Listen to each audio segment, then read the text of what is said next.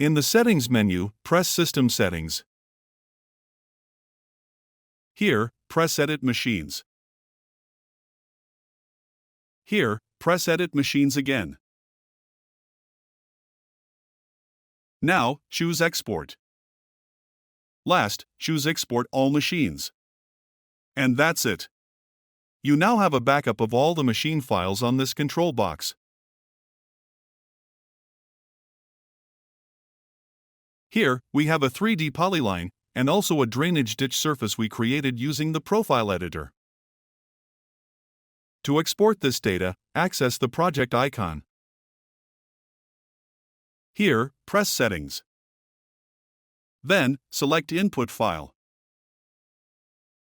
With a USB plugged into the control box, press Export File. Next, select OK. Then I import the file into a XML file viewer, and we see the points, line and surface that we created in iDig. And that's it. Exporting data from iDig is that simple.